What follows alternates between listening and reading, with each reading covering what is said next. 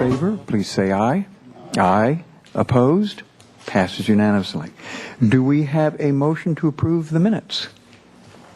All right. Is there a second for that? Okay. Any discussion? Very good. And is there any discussion on the minutes? Okay. All those in favor, please say aye. Aye. Approved. And now we go to the department update.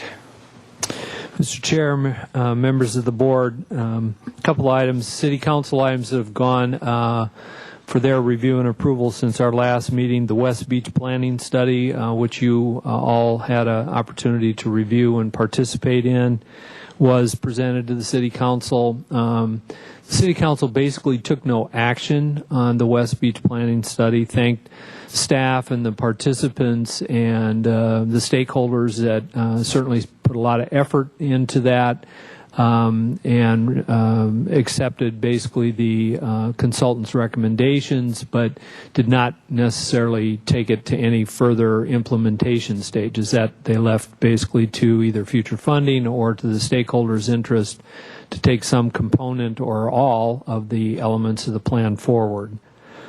And the other item was just an adoption of a resolution which authorized us to submit a grant application for our used oil program, which provides the bilge pads for boaters in the harbor.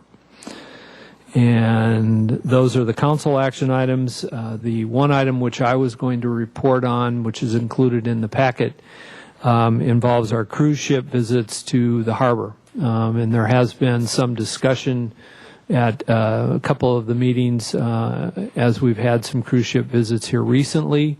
And what I thought was appropriate was take a little bit of time to talk about it comprehensively, both in terms of how many visits we've had to the harbor over the years and how many we anticipate in the future. The past 8 years, we've had 12 different times when cruise ships have visited our harbor, bringing some 36,000 passengers that have disembarked and visited our community. In addition, it's generated about $162,000 in additional revenue to our department as we collect a fee per each passenger and crew member of the ship.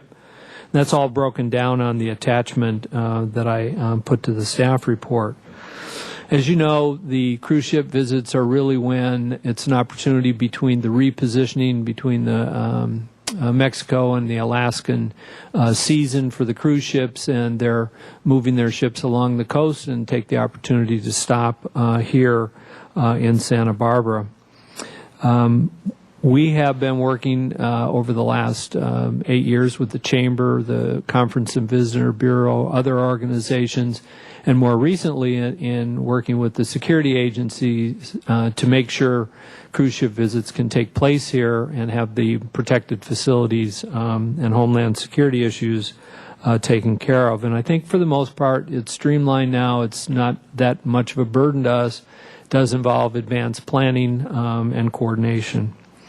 Most recent visit was the Sapphire Princess, and they do intend to return December 19th, I believe. And that'll be the 5th time the Sapphire Princess has been here, which is a part of the Princess Cruise Line ships. In the future, we have been working with, again, the Chamber, CVB, to determine whether or not it's appropriate to bring or encourage some more planned cruise line visits. And so we've done that, and it's anticipated that in the next 3 years, we could have as many as, I think it was about 11, no, I'm sorry, it was 5 in 2011 and 4 in 2012, so about another 9 cruise lines over the next 2 or 3 years. Clearly, in this difficult economic time, the Chamber, the CVB, downtown organization all support this in that many of those visitors do spend money in our community, whether it's downtown, the community, or the county as a whole. I will say for the most part they don't spend a lot of money necessarily at the waterfront. I think they tend to get here and want to see other parts of the community. I won't say they don't spend anything, but in talking with our tenants, we don't see a lot of increased revenue simply from the visit, which is a one-day visit by itself.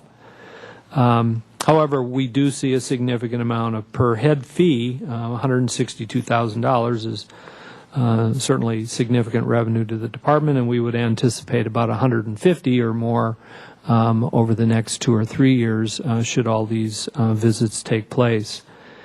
And lastly, I would say that for the most part, we believe that the protocols to safeguard, obviously, our environment and our water quality, we feel are solid and are in place.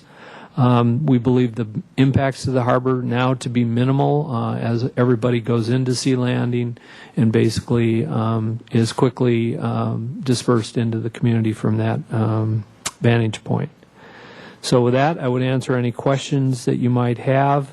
And then just lastly, I'll cover all the items, tentative agenda items for next month, request for proposals on our office space in the Marine Center building, and hopefully we'll have some good news relative to the dredging bids with a new 3-year contract from the Corps of Engineers. Those bids are due September 22nd of this month. Okay, thank you very much, Mr. Bridley. And do any of the commissioners have any questions? Commissioner Kramer.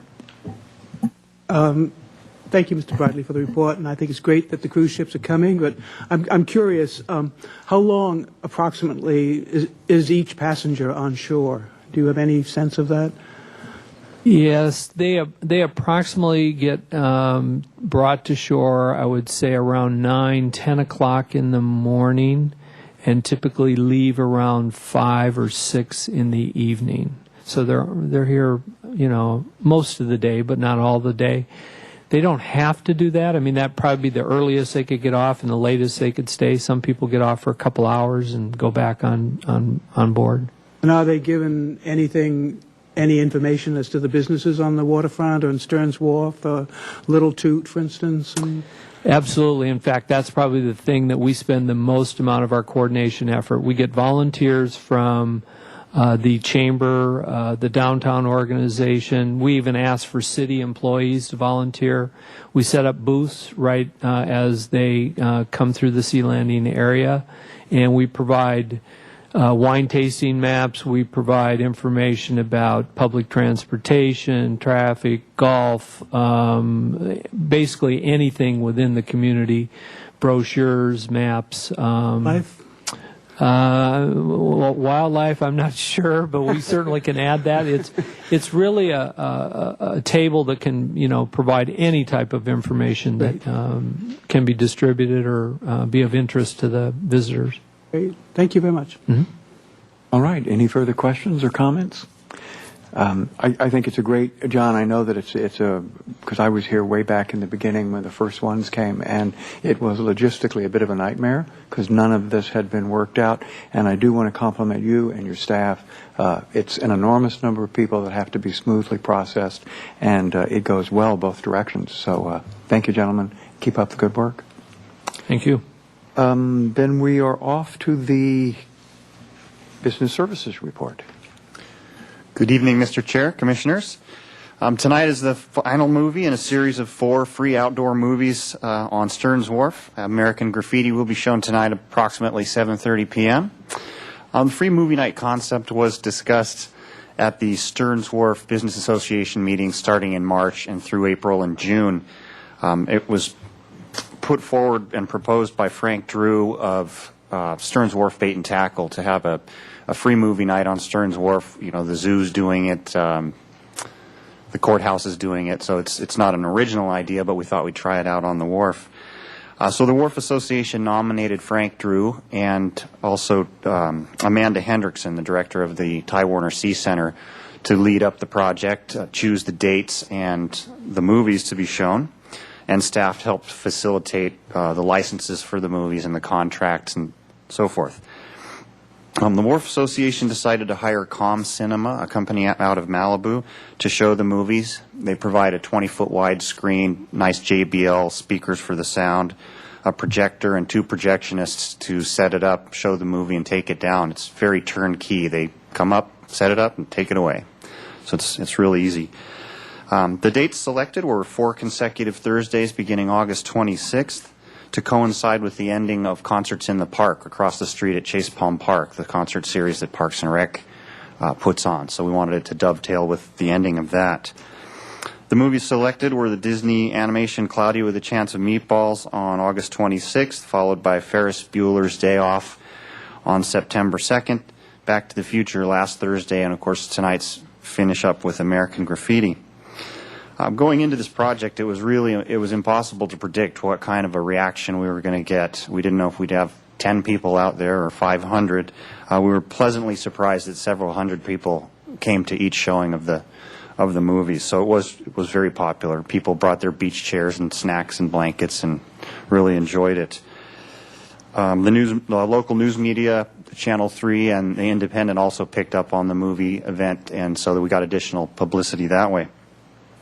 Tonight we have kind of a special thing going on. Some classic car enthusiasts got wind of the American Graffiti show, so we've got 6 or 8 hot rods out there on the wharf probably right about now, so the moviegoers can enjoy a mini car show. As far as expense, it was a collaboration between the Waterfront Department and the Stearns Wharf Association. The Wharf Association put up about $5,000 for the projectionist, and the Waterfront Department put up $2,450. About $1,000 of that was for the licensing of the 4 movies, and the balance was portable restrooms and hand wash stations from Marburg. Moving on to the Stearns Wharf Coastal Cruise and/or whale watching concession. As we mentioned at the July Harbor Commission meeting, the lease with Captain Don's Pirate Cruises has not been renewed, and the department is seeking parties that are interested in operating a coastal cruising business from the passenger loading ramp on Stearns Wharf. The services offered may include gray whale watching in season, sunset cruises, dinner cruises, and other boating type activities. Staff began advertising the Wharf Coastal Cruise whale watching concession on September 3rd with print ads in boating publications such as The Log, Latitude 38, and Boats and Harbors Marine Marketplace, which is a weekly. We'll start with some online material as well here shortly.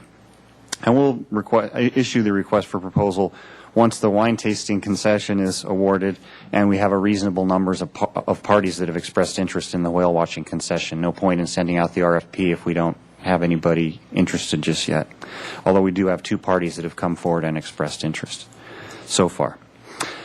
On a similar note, Nick Eze, doing business as Marina Network, vacated his office on the 2nd floor of the Marine Center building in June. The former tenant used the office to do web design and offered fax services and internet access to visiting boaters via 2 computer stations that you could rent. The primary reason for his business there was to establish wireless internet in the harbor, and that never fully got completed. So we've initiated advertising for the space, and we'll again issue a request for proposal for the space once we develop a list of interested parties that have some sort of ocean-related nexus. A for-lease sign is currently advertising the space, and we've got a temporary occupant in there in the meantime generating rent while we're in this in-between phase. And that concludes my business services report for tonight, and I'd be happy to answer any questions. Thank you, Scott. Are there any questions? Commissioner Spicer.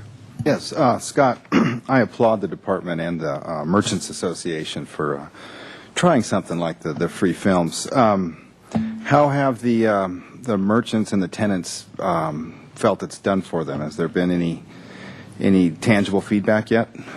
Mr. Chair, Commissioner Spicer, we met with the Merchants Association yesterday morning. They haven't met since June, so the September meeting was the first meeting in some time. The feedback we're getting is that it's not really translating to sales on the night of the event, but the point was to bring local residents out and families out onto the pier, and in that way it has been successful, and so they're very happy with it. They consider it a success in that way, and that it may result in follow-up business, people going out having a good time saying, wow, we haven't been out on the wharf in a while, this is kind of nice, let's come back out and have lunch over the weekend, something like that. It's a little intangible. We encourage them to print coupons and distribute them at the events, so to encourage these follow-up sales. And we gave them the opportunity to put their logos and business information on the loop that goes on the screen before the movie starts as the sun is going down, and only one of them took us up on that. But they really want to do it again next spring or possibly this time next year, and I'm sure we'll have all our ducks in a row at that point. All right. Any further comments or questions? Thank you, Scott. Very nice report. And the facilities management report. Good evening, Chairman Kelly and Commissioners. Every year we do some pavement maintenance on one of our 7 parking lots, and this year we're about to start on the Harbor Main and the launch ramp parking lots. They have about 700 stalls out of the 2,100 that we control within the waterfront, and this is going to be some significant work that's going to be rather disruptive over the next month or so. There's 4 main tasks associated with pavement maintenance. The first is pavement preparation. Sealing all the different cracks is the second task, the actual application of a coat of asphalt slurry, and then finally striping.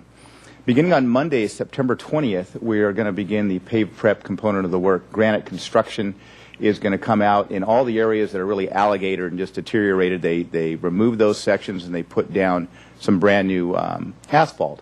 It's in limited areas, but as you can see from the map on there, day 1, the yellow area will be, for the most part, closed for parking, yet there will be access through the lot to get to the easterly section of the lot and over to the launch ramp.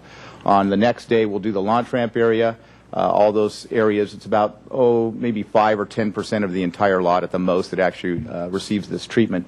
It will be open for launching boats. It'll just be limited access. And then on the third and final day, which will be the 22nd, we'll do this easterly section that's outlined there in blue. That's the first and the sort of the least expensive part of a rather extensive program that we're going to initiate. The next component of the project is crack sealing. If you go out and look at the lots, which people probably don't, but I do nowadays, they're riddled with cracks. And as a preventive maintenance application, you can go and seal all those cracks before doing more extensive work. So once again, we need to go through the same closing procedure. It'll take place probably beginning October 12th, 13th, and 14th. Exact same sequence of closures or limited access for the contractor to go through and seal all those cracks. The following week, which is October 18th, is when the bigger project begins. It'll take about a week to seal, to place 1 coat of asphalt slurry over half of each of the lot, both the main harbor lot and the launch ramp itself. Week 1 is going to be the southerly section. We'll close the entrance for about a half a day and then allow access up to the yellow area for the first week. They sweep the area, they clean the area, they apply asphalt slurry, and they put down 1 coat of stripes. We'll do that the week of the 18th probably, then the week of the 25th. The following week, beginning on a Monday, we'll do the opposite. We'll do the opposite side of the lot, which is the north section. It should take about 4 days to do that, and we do get some striping down, but not all. It's required by contract that additional striping occur about 2 weeks later. So we'll go through yet another closure 2 weeks after that, sometime in November, to go back and put down the final striping. And it'll be similar to this closure again. So harbor residents, harbor users are going to see no parking signs repeatedly for about the next month with specific dates on when certain areas are going to be closed. It's important to note that the harbor's open for business. There's probably going to be adequate parking. It's going to be a little bit tight. Those areas that are open are going to have quite a few vehicles parking there. The Harbor West, Ledbetter, those lots are open, so there should be adequate parking. And it is a disruptive project, and we do thank and apologize to all the tenants in advance and thank them for their cooperation, because we will require their cooperation. And this project is, you've probably seen it in the CIP every year. We've got about $250,000 scheduled for this year. It's the largest project that we have.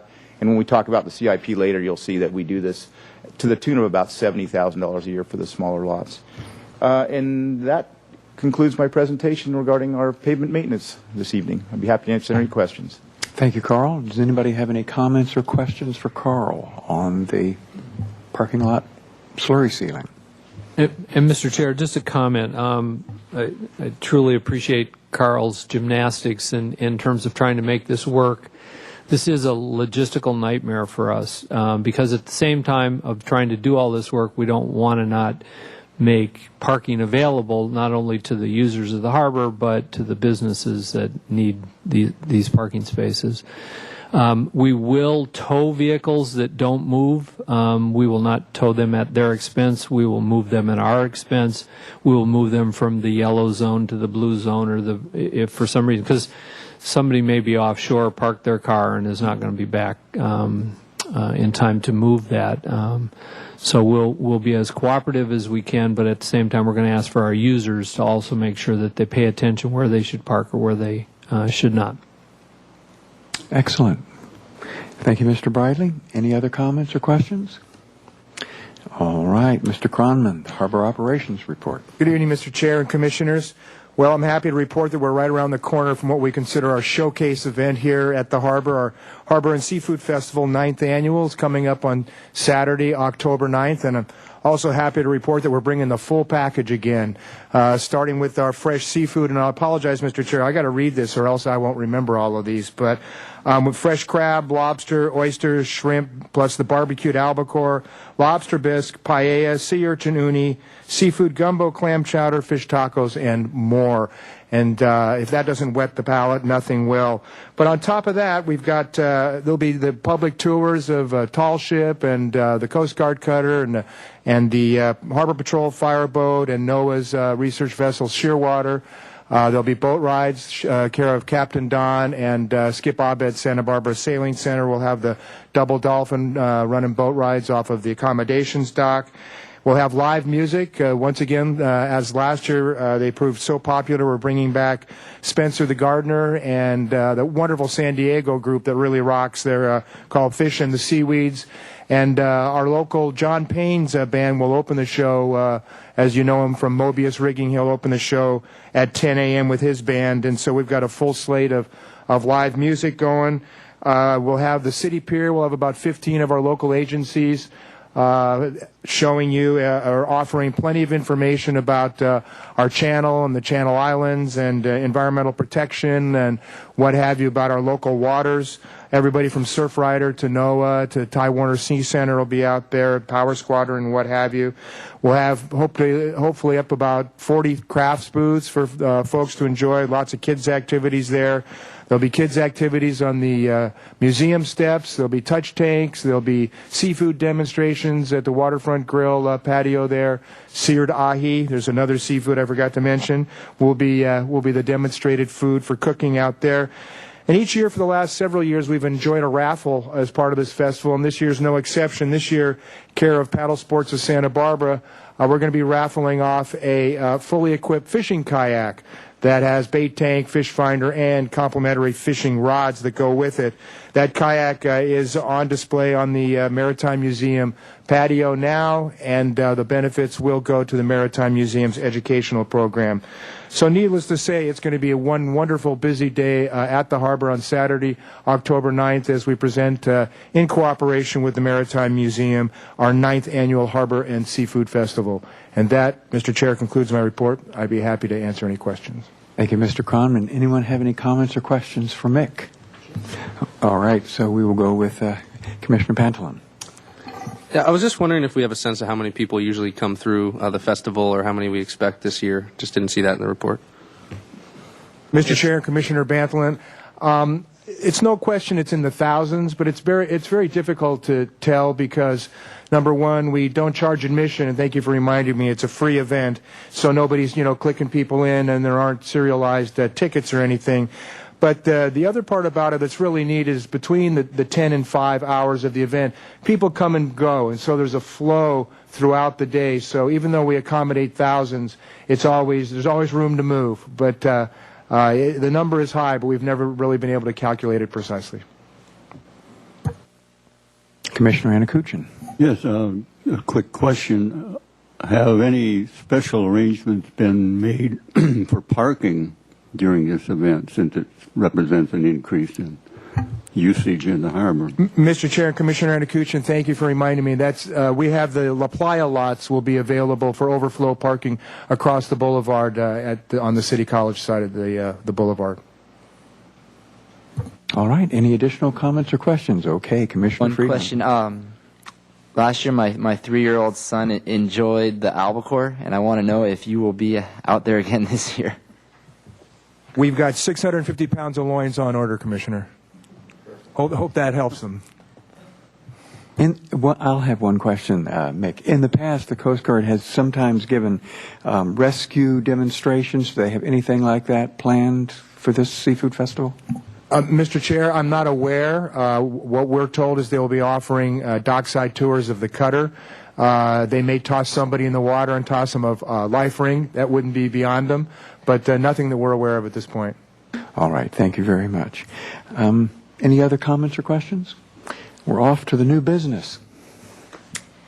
Request for Proposal 217G Stearns Wharf Wine Tasting Room. Recommendation that Harbor Commission A consider the review and analysis of the 3 finalists' business proposals received from Kalira Winery, Metropolis Fine Foods Merchants, and Conway Family Wines for the wine tasting room at 217G Stearns Wharf.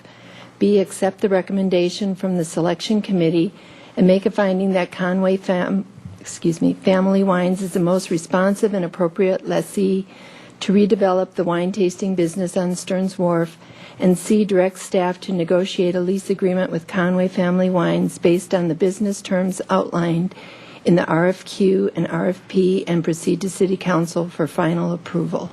So there are some requests to speak, but what I would like to do, if it's agreeable with the commissioners, is go ahead and take the report, and then we'll have the comments, and then we can have discussion. Thank you, Mr. Chair. Commissioners, just a quick background. In June, the department received 12 responses to the request for qualifications that was sent out to identify parties interested in leasing the wine tasting room site on Stearns Wharf. And this is a significant number of responses.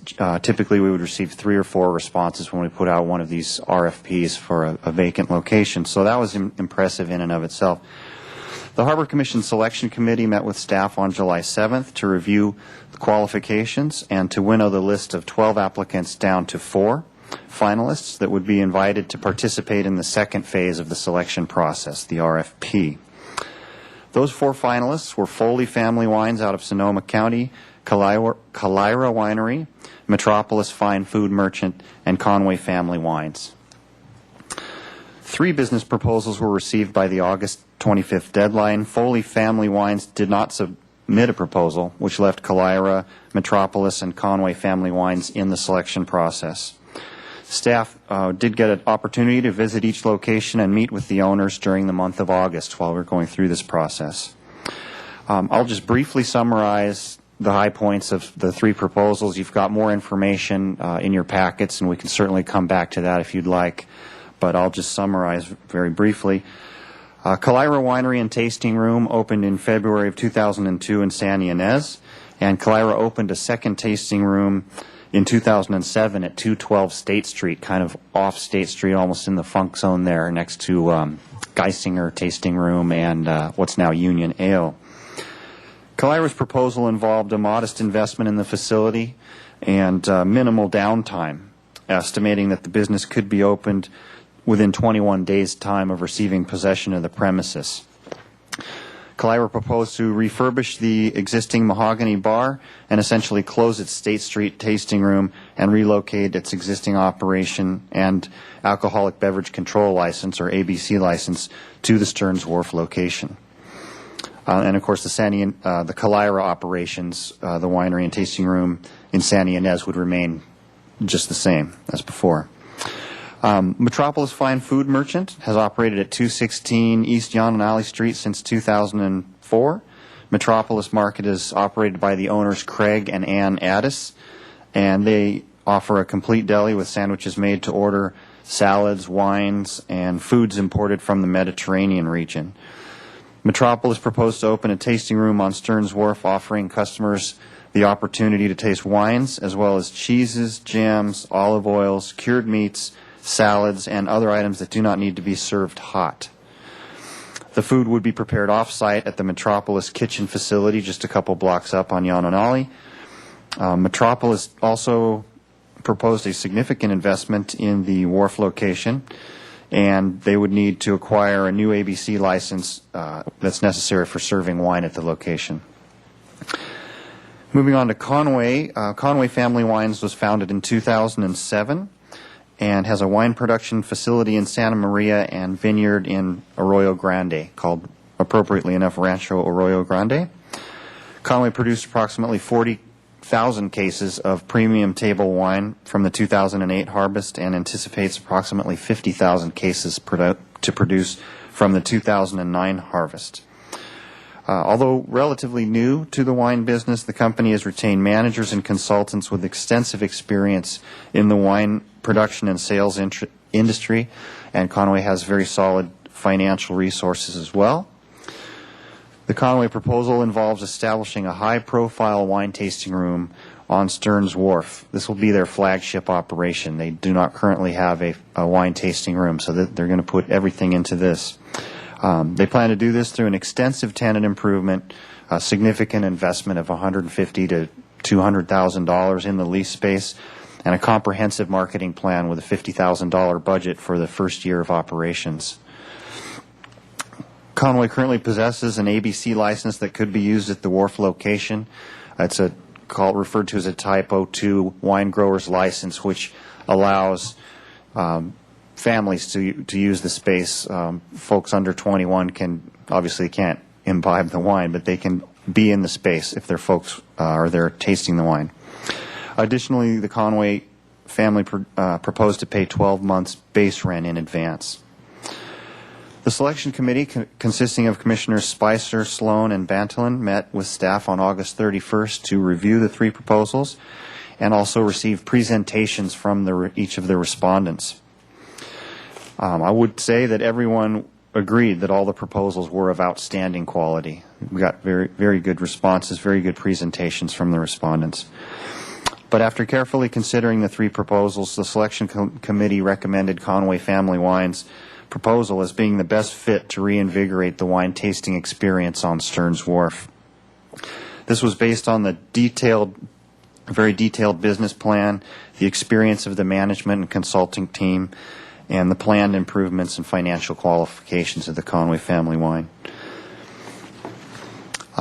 Just to wrap up, the business terms listed in the RFP were an initial term of 5 years with 1 or 2 5-year options to extend, base rent of $3,500 per month, percentage rent of 10% of gross sales or the base rent, whichever is greater, and the city's standard insurance requirements, $1 million liability, 24 months business interruption insurance in case, damaged by fire or unable to operate for a period of time. It ensures that the rent gets paid anyway.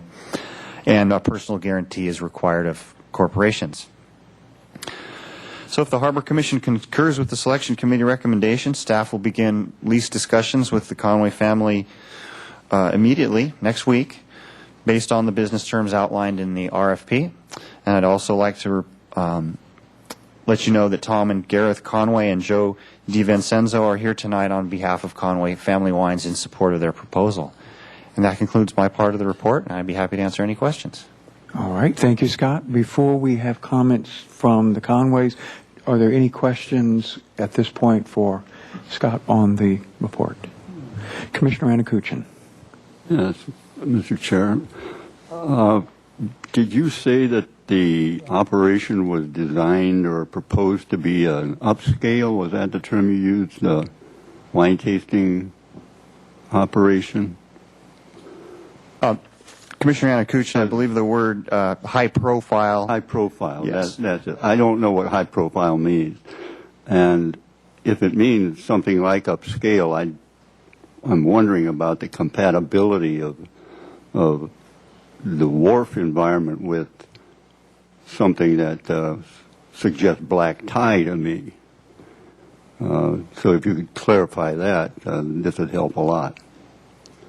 Mr. Chair, Commissioner Anakuchin, the Conway Family Wines has retained a professional wine tasting room design firm that this is what they do for their business, and I'm sure they're not proposing to put a black tie formal upscale.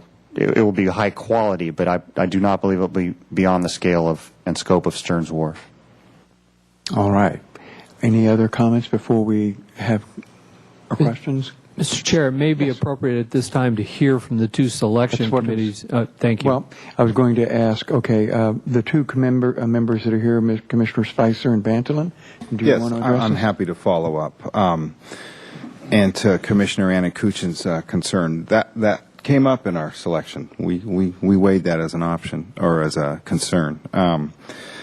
Reedman was correct. We felt we had outstanding qualified applicants. We discussed amongst ourselves that any one of the final three could be selected, and the city would be in good shape, and the wharf would be well served. That said, we knew we had to choose one, and we were humbled a bit that we knew that we were also working with the livelihoods of our friends and neighbors and people here in town and the community, and we took it very serious, and we spent what I felt was quite a bit of time going over really splitting hairs and going over details. And I'd ask Corey to jump in if there was anything else, but it was we really felt we left no stone unturned, and I believe we were there a little longer than we had originally anticipated, just making sure that there wasn't anything that we hadn't taken a look at. Corey? I'll just echo what Commissioner Spicer had to say. I wasn't actually a part of the RFQ process, but came on for the RFP as part of the selection committee. I thought we had great quality candidates. We would have been in good shape with any of the three. It really did come down to splitting hairs, but we had to make a tough decision, and I think that Conway Family Wines would fit very well on the wharf. All right. Garth Conway.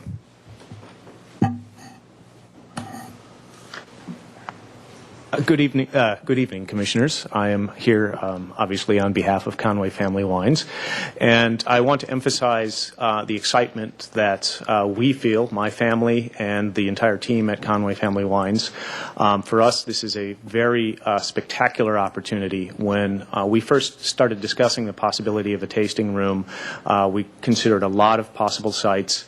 And we kind of said, the perfect place would be down at the waterfront. And we never thought there would be a space there. And our winemaker popped an email out and said, hey, did you know that there was a spot available here? You've overlooked this.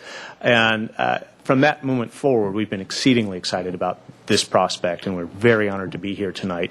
Our main brand is Deep Sea, and that echoes both the vineyards here in the Central Coast from Santa Barbara up through the rest of the coastal part of California, as well as our family's interest and commitment to the ocean and our long-time involvement in Santa Barbara. We feel that it is a great fit for what we're providing and offering. The wine itself is of exceedingly high quality, but it is intended to be approachable to most any wine drinker. And we're excited, and our sense of the profile is that we're going to be advertising and working very hard on the public relations to make sure that people are aware of that, the wharf as a location to come and visit for wine tasting and for enjoying Santa Barbara as a whole. Again, thank you very much, everyone, for making the recommendation and having us here tonight. We're exceedingly pleased at this opportunity. Thank you again. Okay, Any thank questions? you. Any questions anyone want to ask?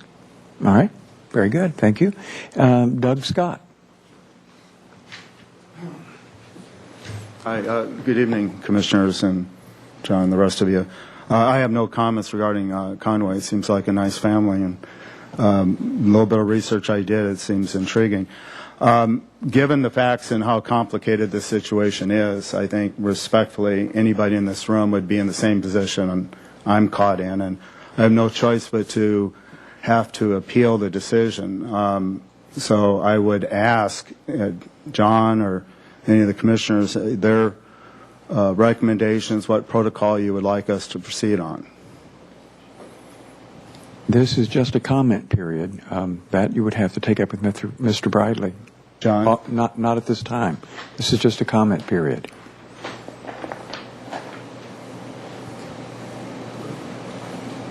I think this is a process. The process has been a public one. We have gone through requests for qualifications, proposals, made a recommendation and a selection. If Mr. Scott is upset about the process and who was selected and how that affected him, he will have to choose whatever course of action that's appropriate. But I feel we've acted as we do with any of our tenant spaces and done so accordingly and properly. Respectfully, it's never been a position about being upset. It's a reasonable, intelligent mind would go through a certain process. And I have indicated in the past there's been some serious faux pas and errors and mistakes.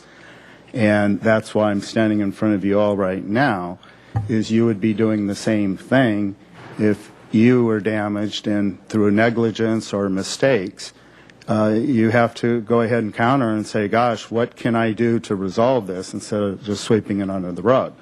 So in respect to the process, there's not an issue on that. It's just the simple fact that we'll be submitting an appeal. And you made your suggestion, and I'll have, if you want, I can have the attorney contact you tomorrow. If you wish to do so, that's your business. The only other thing, too, is about a month and a half ago we asked for the documents to be brought back to the waterfront, and we haven't received any of the documents. So if those could be brought back, we would appreciate it. I'm not sure what documents he's talking about. It was the Mr. Chair, it would be his submitted proposal that I believe we distributed to some of you. I don't know if we gave it to all of them, Mary. That evening, I think you were handed a copy of their proposal to review, and we didn't know at that time Mr. Scott was going to request them back. He's then subsequently done so. Whether you have them or not, I don't know. I don't. Well, I'll ask each harbor commissioner if they have it to please make it available back to Mary at the Waterfront Department. Well, then the last comment I'll make, with respect to what John had indicated, is we wouldn't be here tonight, and the Conways wouldn't be here tonight, if I had listened to the Waterfront, or listened to the no that we received 30 years ago, because we said, look, we think this is going to be great for the wharf and the waterfront. And we proceeded with our ideas, and that's simply all I'm doing tonight. Almost going backwards to where we were 30 years ago, saying, gosh, this doesn't add up. If it doesn't add up, let's open the books, let's see what's going on. That's all I'm doing at this point. Thank you. All right, thank you. Okay. So we have a presentation before us under the new business. Is there any comments or questions or further discussion amongst the commission members? Commissioner Spicer. Do we need to act on the...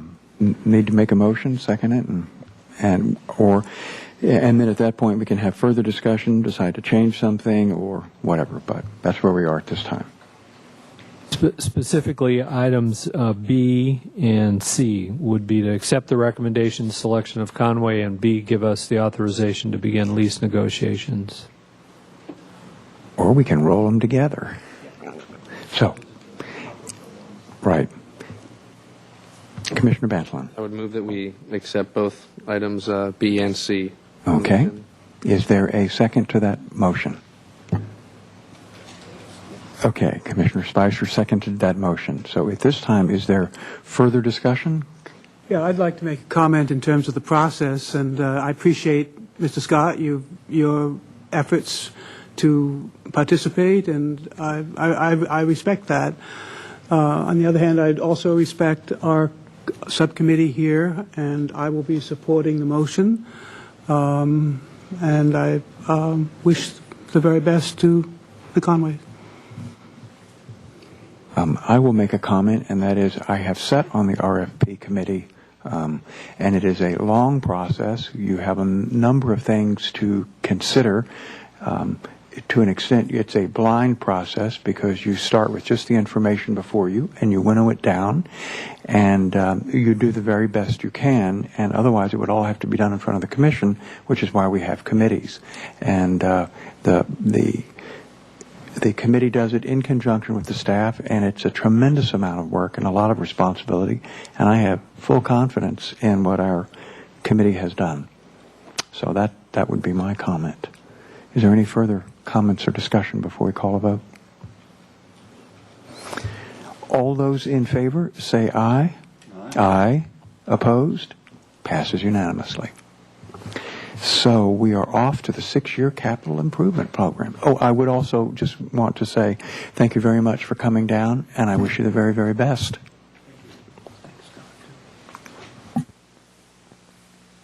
Recommendation that Harbor Commission review and approve the proposed Waterfront Department 6-year capital improvement plan for fiscal years 2012 and 2017 through 2017. Chairman Kelly and Commissioners, the purpose of the capital improvement plan is to create a planning tool for developing and evaluating capital project funding needs over the next 6 years. The city charter requires departments to prepare and submit the capital improvement plan to the city council 3 months in advance of consideration of the budget. Normally we bring this to you in November, but this year there's a little bit of an accelerated schedule, so we're here a couple of months early. Several years ago, we used to prepare 2-year budgets, and so you would see a CIP, capital improvement plan, every couple of years. Since this is only 1 year later, you've seen most of these projects, but I'll go over the basic concepts and some of the additions that we have briefly this evening. There's a total of 27 capital projects identified for fiscal years 2012 through 2017. 16 of the projects have been carried over from the previous capital improvement plan. And 3 of the projects are new, and we have 7 unfunded projects. Several years ago, we did not report on the unfunded projects. We just started that a couple of years ago, just to let the Commission and Council know that we do have needs, funding needs and capital improvement needs, typically beyond our budget and our revenues. Scott will talk a little bit about our 6-year cash flow projection that we take a look at in consideration of our capital improvement projects and our reserve balances. 14 of the existing capital projects will be funded in fiscal year 2012. Keep in mind, we're looking almost a whole year ahead right now. The biggest one that you've seen several times is the Marina One replacement project. These are phases 3 through 7, which are included in the 2012 through 2017 CIP. Marina's renovation program is the funds that we use to redeck Marinas 2, 3, and 4 and do major renovations of those marinas on the north side of the harbor. Parking lot maintenance program we heard a little bit about tonight. That is an ongoing project. Those are considered capital improvements. And the Stearns Wharf heavy timber and pile replacement program is a significant program on the order of $300,000 a year to maintain the structural integrity of that most important asset. The Marina One replacement project is 592 slips, A through P fingers. We completed phase 1 this year. We'll be constructing phase 2 probably around January or February of 2011. This CIP that you're considering tonight includes phase 3 funded in 2012. Phases 1 through 3 will be funded by a loan, $5.5 million loan from the California Department of Boating and Waterways. It's a pretty good chance we're going to fund phase 4 with an additional loan from the Department of Boating and Waterways. In the outlying year phases will be funded either with an additional loan or we have the opportunity to refinance our certificates of participation, our bond debt, in 2014. So we'll repeatedly come back to the Commission and let you know the status of that most important project. Of the 14 existing capital projects, a few of the regulars that you see are the ADA restroom remodel. All of our restrooms periodically need to be updated to meet the Americans with Disabilities Act requirements. Marina 3 is a project we'll probably construct this year. Replace the hoists 1, 2, 3, and 4 on the city pier, 1, 2, and 3, I should say, in tremendous use from all the commercial fishermen. Replace the lift stations on Stearns Wharf, key for the sewage infrastructure out there. We've got some design funds for 2011. We'll probably replace one of them or update one of them in 2012. The hand railing and the sidewalk repair along the north side of the harbor, we do a little bit of that every year. The railing is not building code compliant, so we'll start updating that in about 2 or 3 years from now. It's adequate and structurally sound, but requires some upgrades. And then next year we'll be looking at the 125 building, the windows and the decking, the second-story decking.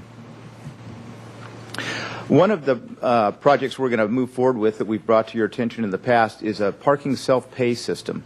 Right now in the outlying lots, we have these, we refer to as the honor fee boxes, where people have to go in and stick a couple of bucks in a slot, and we have a monitor go around and collect the money and monitor the lot and make sure everybody's paid.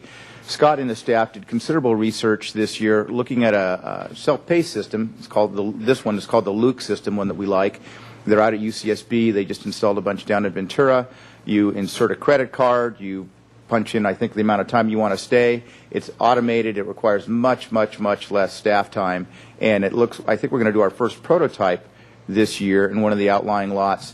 And then over the course of the next 4 years, 2012 through 2015, we'll install probably 2 on each of the outlying lots. The numbers are a little bit high. We think it's going to cost a little bit less than that, but we do need to think about fiber optic and electrical in wiring these things up. But we think this is going to be a significant improvement to our parking program and ultimately save us quite a bit of money in that program. We have 3 new capital improvement projects. The Marina One East restroom sump tank I'm going to talk a little bit about in a moment.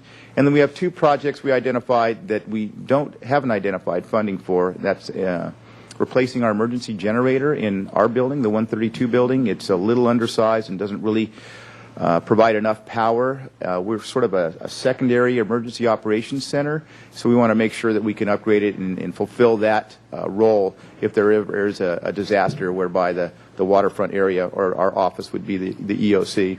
And then elevator in the 217 building out on the wharf. As you'll see, we have several 2-story buildings without elevators, and eventually we'll need to put those in.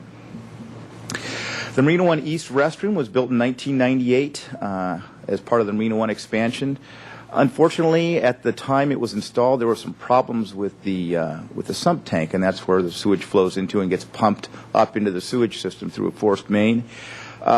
We've had some concerns about it. In 2014, it's going to be a little over 15 years old. We did some preliminary analysis and are not confident that it's really going to last as long as the 30 or 40 years you'd expect that entire docking system to last. $200,000 is quite a bit of money, and unfortunately we're not quite certain how to attack this project. The sump tank is encapsulated in foam. It's below the sea surface. The way it was installed is on the land. Worst case scenario, you'd have to dismantle part of the restroom, haul the whole float out, put in a new tank, and put it back in, and that's an expensive proposition. Fortunately, we were recently introduced to an engineering firm that's going to help us redesign our lift stations out on Stearns Wharf, and they seem to be experienced in these type of projects. So as an example of how to upgrade our sewage infrastructure, we're going to start on the wharf, work with these guys, show them this problem that we have, and we hopefully will be able to solve this problem and make this upgrade for considerably less money. We do have criteria for prioritizing projects, because as you know, there are 7 unfunded projects this year. Completing a phase project like the Marina One project, structural needs like Stearns Wharf, maintaining utility infrastructure like the project we just talked about, improving efficiency like the self-pay system out in the parking lots, building code standards, and ADA type things. Those are the handrails, some of the restrooms. Council policy and public input. One of the projects we have that we're going to advance is lights on the breakwater. We've had considerable public input in the past, and that is in the CIP, and we're going to look into that in the next few years. We have about $2.5 million in unfunded projects. Breakwater cap, patrol boat, elevators, renovating our maintenance shop, and the emergency generator. Just by way of example, we completed most of the breakwater cap from the sand spit along the straight section all the way back to the curve. The curve is really not in that bad a shape. It's much better than the rest of it was, so we kind of leave it as an outlying year. It's in the capital plan. There will be funds eventually to finish that out, but it's not that bad. We don't feel we've compromised safety of the harbor by not funding it at this time.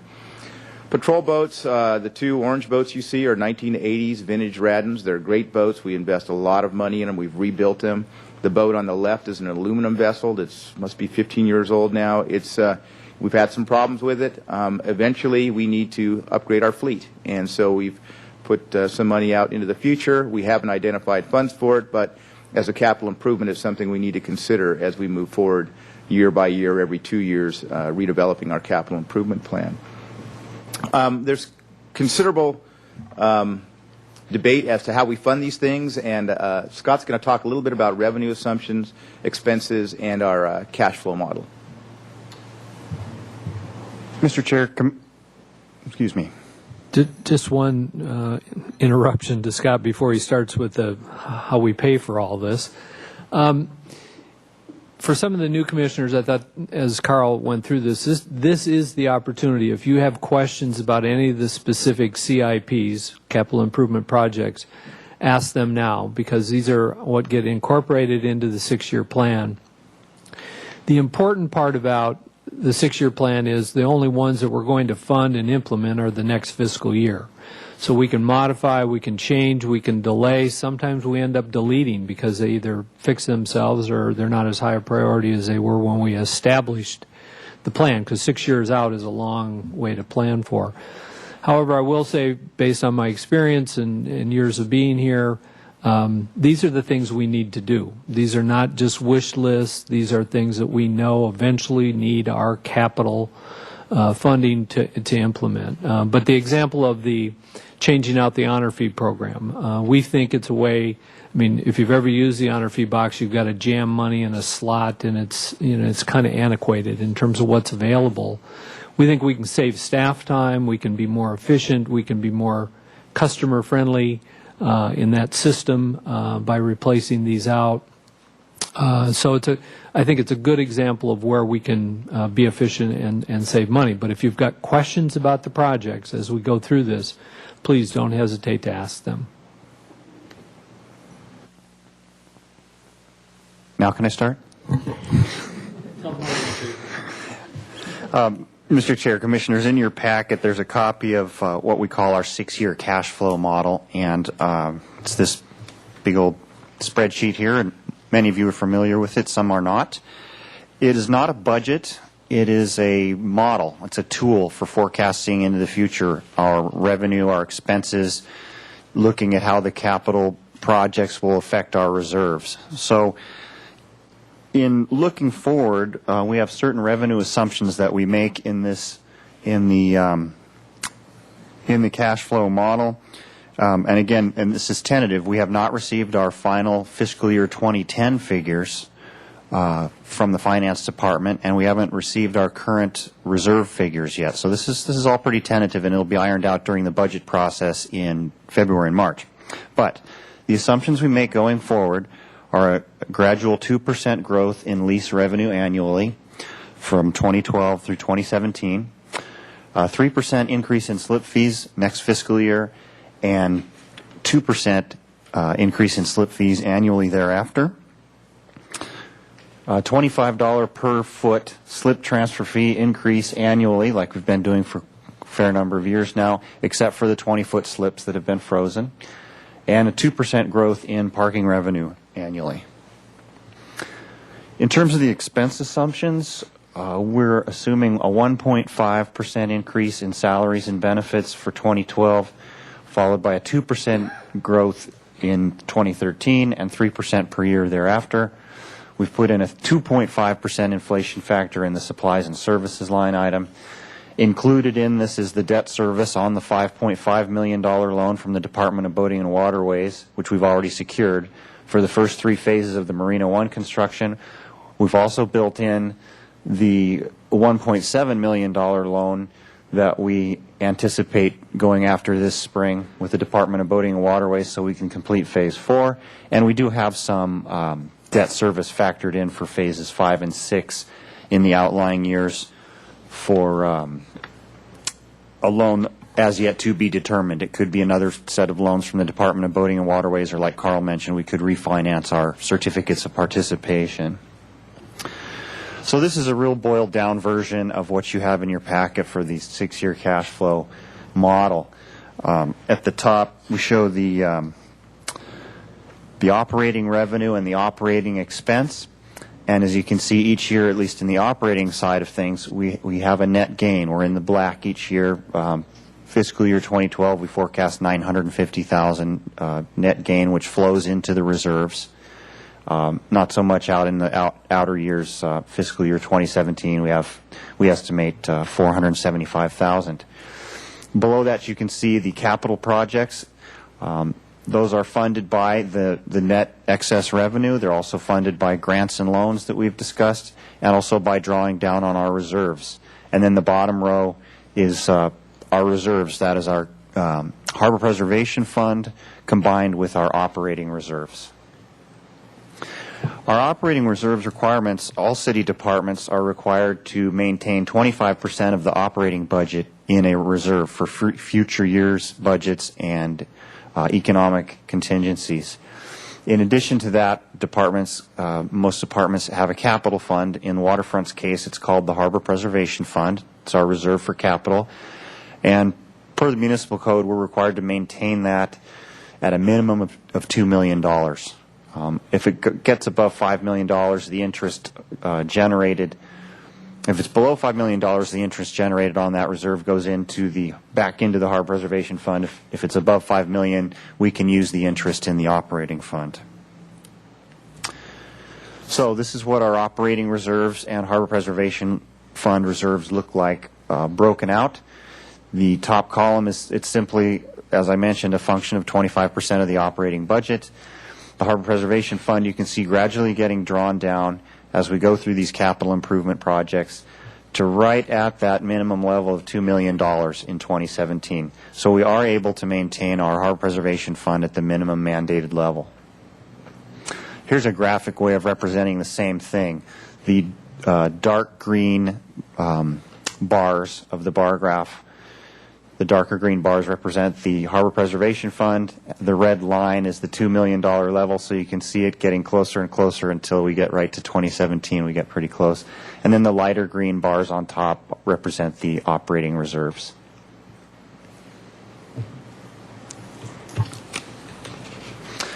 And just to wrap up, there's on one final note, this is somewhat new, but I've been bringing it forward to the Commission with each budget item.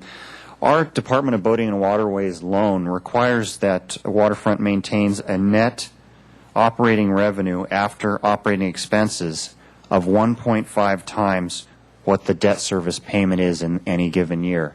That's called our coverage ratio. So we need to maintain 1.5 coverage ratio on our debt service. On this one, you can see it drops down in fiscal years 2016 and 2017 to below that 1.5 requirement in our loan contract with the Department of Boating and Waterways. So, again, not a budget. We don't have our final numbers, but this is something that we need to be cognizant of as we move forward through the budget process, both this year and in future years. We're going to need to keep a close eye on that so we maintain compliance with our loan requirements. And that concludes my portion of the report. I'll be happy to answer any questions.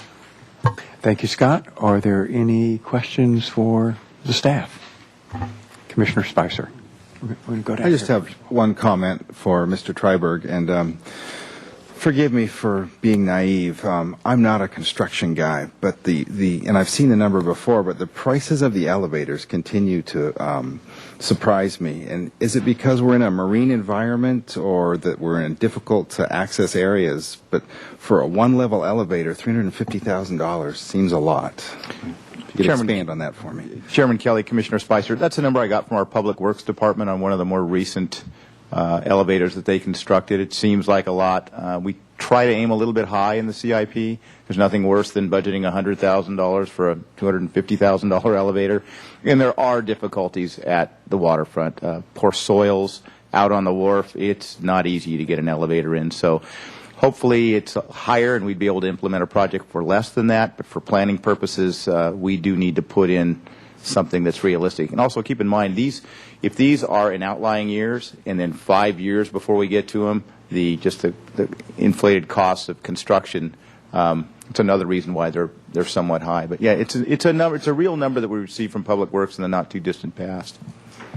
Mr. Chair, Commissioner Spicer, just for comparison, the Yacht Club put an elevator in their building, I'm going to say 10 years or so ago. At that time, it was about $165,000 for their elevator 10 years ago. And it was added literally to the outside of the building, so it wasn't like it had to be incorporated into the center portion of it. So I think it's fair to say $200,000 to $300,000 in the outer years would not be unrealistic. The wharf scares us to death in terms of it moves, it shakes, it's going to be exposed to the ocean, it's going to take batter and beating as the whole structure does over time. So it's going to be even more difficult. For those that need to be incorporated architecturally into the building, you not only have to add the elevator, but you have to build around it to make it look like it never was added, so to speak. So that's also an added expense. So it's not just the box that goes up and down, it's the elements that also incorporated into the building. Commissioner Anakuchin. Yes, I'd like to commend Scott and everyone else that worked on this estimate, I'll call it. It's quite an undertaking. It's one I wouldn't attempt, but I guess we have to have it. And on a pedantic note, listing your projections 6 years from now to the nearest dollar is hard to swallow for me. I realize that that's probably what comes out of the computer, and that's well and good. But if I were doing, I surely would round to maybe the nearest $100, just to make it more palatable.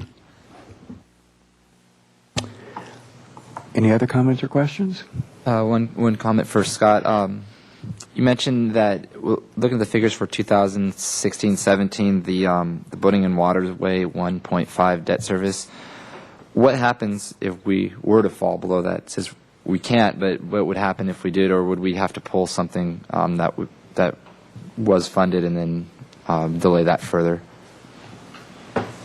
Mr. Chair, Commissioner Friedman, we would have to lower our expenses. The debt coverage ratio is on the operating end of things and comes before the capital. So removing a capital project wouldn't help you make that coverage ratio. You'd have to either increase revenue or decrease operating expenses. Should we drop below the 1.5, there's a risk of being in default of our loan agreement and having them call in the loan. Just something we need to keep an eye on going forward.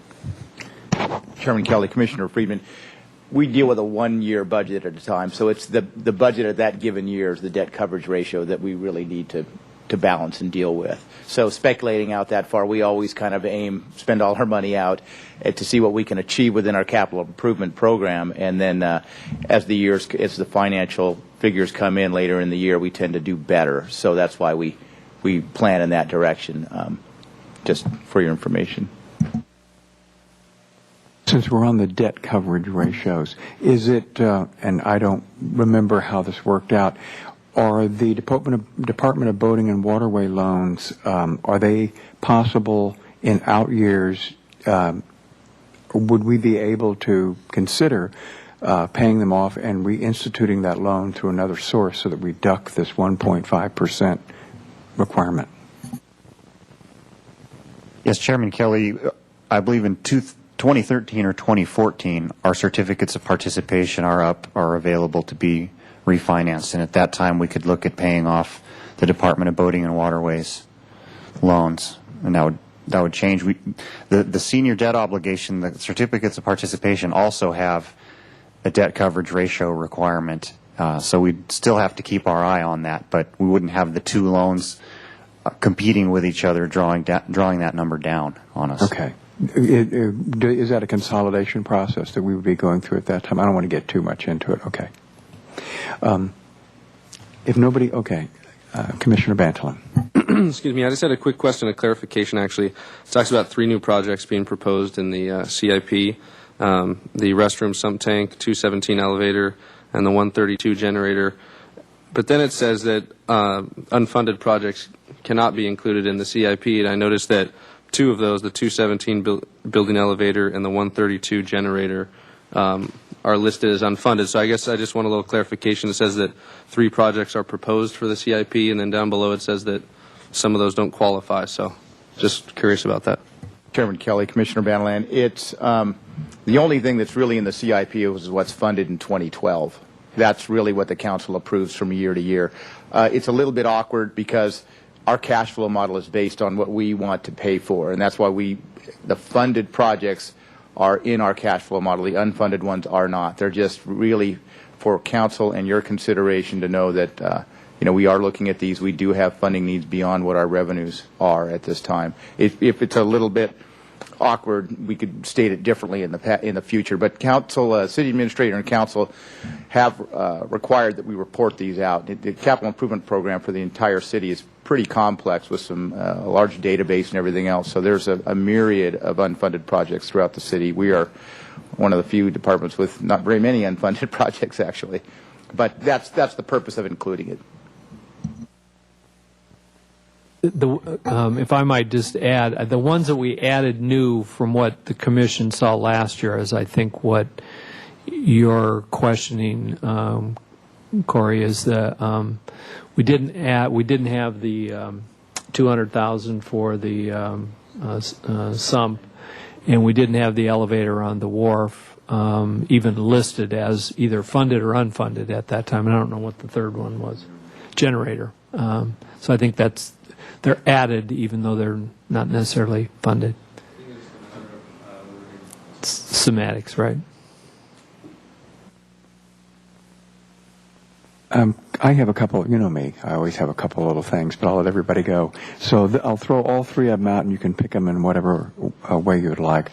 On the self-pay parking system, I'm seeing that we're doing it $40,000 in the outer lots, and then assumption being moving in. How long do we anticipate the savings before they cross over and actually start to pay for the units as we put them in so that we realize the savings? Have we looked at that? That would be one, and I can stop there, or I'll give you the other two. The Marina One works that we have listed, the renovation programs, the Marina renovation programs. Carl, you had indicated those are for 2, 3, and 4.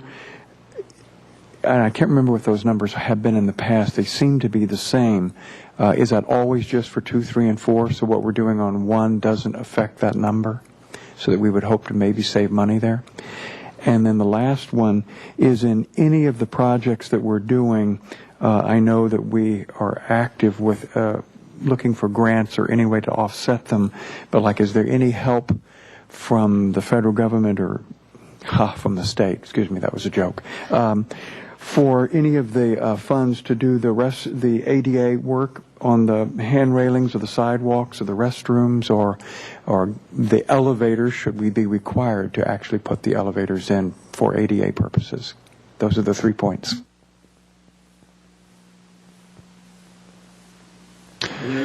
While they're deciding who goes first.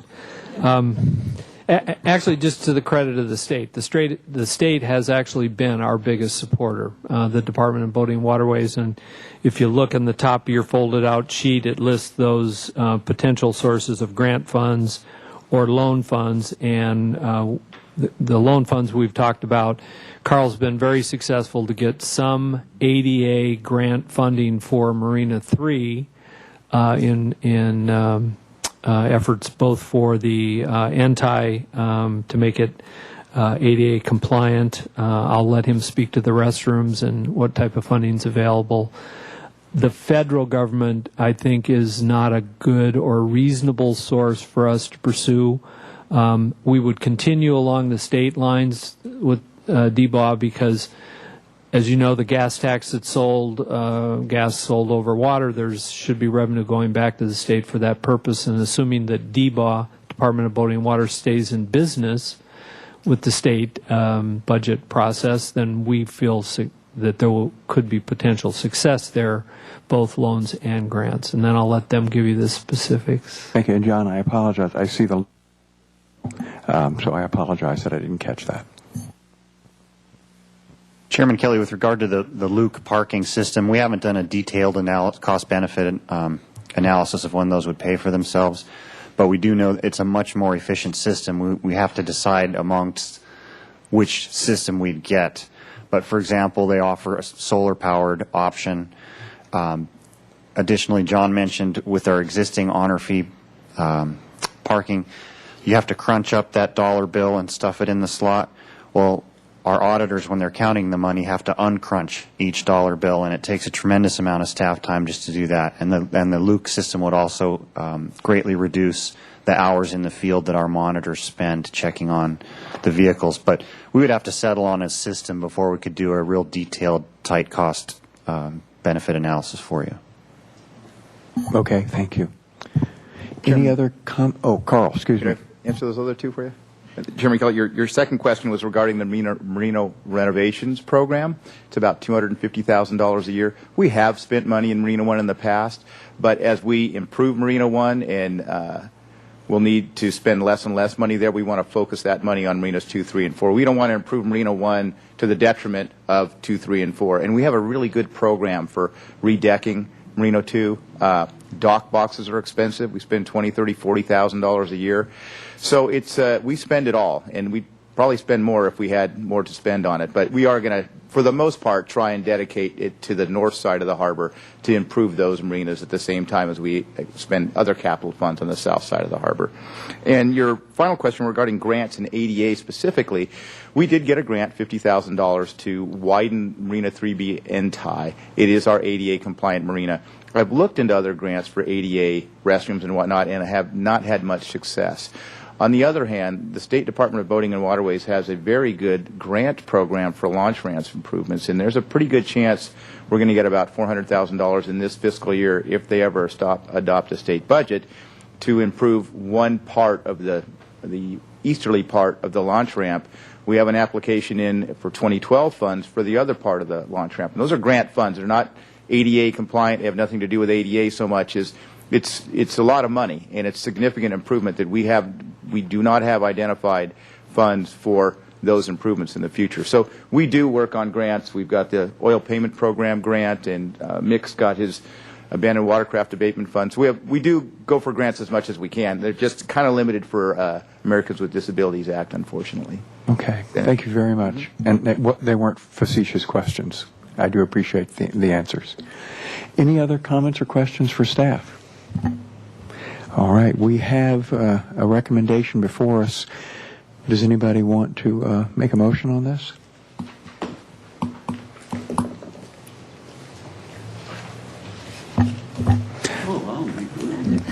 I'll make a motion. It doesn't seem Okay, like is there a second to Commissioner Anakuchin? Do you want to make your motion that we approve the proposed Waterfront Department 6-year capital improvement plan? Yes, I do. Okay. And Commissioner Kramer will second that. Is there any further discussion at this time? Yes. Commissioner Anakuchin. It's a matter of a query again. The revenue collecting devices that you propose to put in provisionally at $40,000 each doesn't strike me as a large sum, considering that I think you bought computer software for $50,000, which brings the question, is there computer or software maintenance involved with these? And if so, what is the cost, and have we factored that into it? Commissioner Anakuchin, we have not factored in a maintenance. This is strictly an installation estimate. Okay. So we have the question. It's been moved. Any other comments or questions before we call the vote? All those in favor say aye. Aye. Opposed? Passes unanimously. Commission staff communications, Mr. Bradley. Mr. Chair, Commissioners, I have none specific this evening. Excellent. Is there a motion to adjourn? I'll make the motion. Okay. I'll take that as a second. All those in favor say aye. Aye. Opposed? We're gone.